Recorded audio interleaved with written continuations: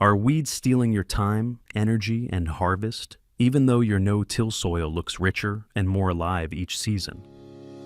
Welcome to Dr. Mercola's Cellular Wisdom. Stay informed with quick, easy-to-listen summaries of our latest articles, perfect for when you're on the go. No reading required. Subscribe for free at mercola.com for the latest health insights. Hello, and welcome to Dr. Mercola's Cellular Wisdom. I'm Ethan Foster. Today you'll learn how no-till gardening changes weed pressure, why different weeds demand different tactics, and which practical steps help you protect living soil while keeping unwanted growth under control. I'm Alara Skye. We'll walk through perennial versus annual weeds, the role of cover crops and mulch, and simple no-till practices, like sheet mulching and leaving roots in place, that build long-term fertility while reducing future outbreaks. No-till improves soil structure by protecting fungi, microbes, and earthworms. When you stop turning the ground, you keep those networks intact, which boosts water retention and nutrient flow.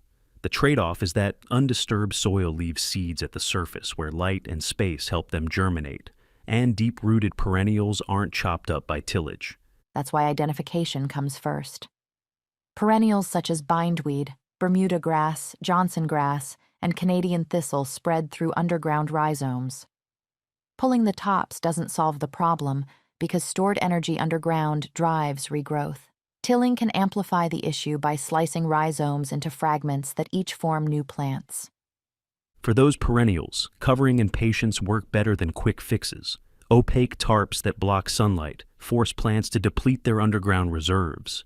It can take a season or even up to a year, but starving the root system substantially reduces the bank of regrowth and sets you up for cleaner plantings.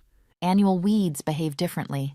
Fast movers like pigweed complete a life cycle in weeks and can drop thousands of seeds if ignored. In no-till beds, most trouble comes from seeds in the top inch of soil or seeds that blow in. Removing annuals early with a scuffle hoe or wheel hoe stops the seed cycle and prevents future infestations. You can also put living plants to work. Cover crops such as rye, oats, and wheat establish quickly, shade the surface, and reduce weed germination. Rye adds an extra layer of suppression by releasing compounds that interfere with the growth of competing plants. So you're managing weeds while improving soil at the same time. Mulching is the other major control. A layer of straw, wood chips, or terminated cover crop residue blocks light, stabilizes moisture, buffers temperature, and feeds soil life as it breaks down. On larger plots, rolling and crimping cover crops leaves a longer-lasting mulch.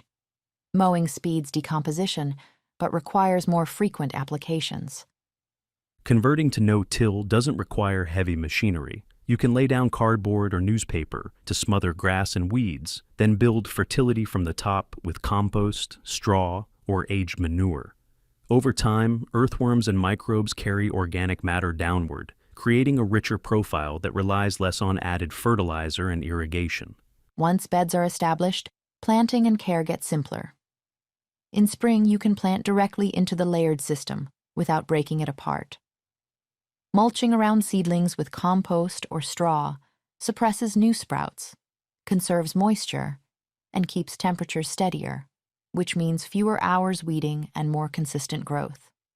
No-till beds become more self-sustaining as seasons pass. Topping up with 1 to 2 inches of organic matter each year usually suffices. Cool season cover crops like clover or buckwheat, planted in fall, add fertility and occupy bare ground. Backyard growers can choose species that winter kill or mow before seed set to avoid extra termination steps. Protecting the underground workforce is central. Disturbance collapses pores and breaks fungal threads that help structure soil. When those networks are intact, water moves more evenly, nutrients cycle more predictably, and plants handle stress better.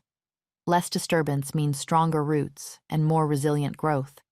Mulch also shields the surface. It prevents light from reaching dormant seeds and reduces erosion from rain and wind, so you retain topsoil where your plants need it. The result is fewer new weeds and steadier conditions for beneficial organisms that partner with your roots. Sheet mulching, often called lasagna gardening, is a practical, low-cost way to launch or refresh beds. By layering cardboard, kitchen scraps, grass clippings, and leaves, you create a thick organic blanket that decomposes in place. Over time, those layers become a fertile planting zone without turning the soil. Another simple habit is leaving roots in place after harvest. Cutting plants at the soil line preserves channels for air and water and feeds microbes as those roots decay. You maintain structure while adding steady organic inputs right where they matter most. Let's summarize the core tactics you can apply. First, identify what you're facing. Perennials with rhizomes need long-term light exclusion, while annuals require timely removal before seed set. Second, use cover crops to occupy space and reduce germination. Third, keep soil covered with mulch to block light and protect biology. Expect a learning curve. No. Till often shows more visible weeds at first because seeds remain near the surface. But with prevention, early hoeing of annuals, persistent tarping of perennials, steady mulch, and strategic cover crops, weed pressure declines as the system matures and biology stabilizes. If you're dealing with tough perennials, commit to tarping for months rather than weeks. The goal is to exhaust underground reserves, not just knock back foliage. When the tarp comes off, you start with a cleaner slate instead of repeated flare-ups. For annuals, timing is your leverage. A few minutes with a hoe when seedlings are thread stage can save you hours later. Because no-till doesn't bring buried seeds up, staying ahead of new arrivals at the surface goes a long way toward keeping beds manageable. Cover crops contribute beyond suppression. They add biomass, protect bare soil in the off-season, and transition into mulch that continues the job. Rye, oats, and wheat are reliable options. Choose based on your climate and the window you have before the next planting. Mulch ties the system together. By maintaining a consistent cover with straw, wood chips, or crop residue, you reduce germination triggers and build long-term fertility. Replenish as it decomposes so the soil stays shaded and supported. Here's today's challenge. Walk your beds, identify one dominant weed, and choose the matching action. Start a tarp on a perennial patch, sweep out small annuals before they seed, sow a cover crop on open ground, or apply a fresh layer of mulch where soil shows. Thank you for watching Dr. Mercola's Cellular Wisdom. We'll see you on the next episode. Thanks for watching. Subscribe now and click the notification bell so you never miss an update. See you in the next video.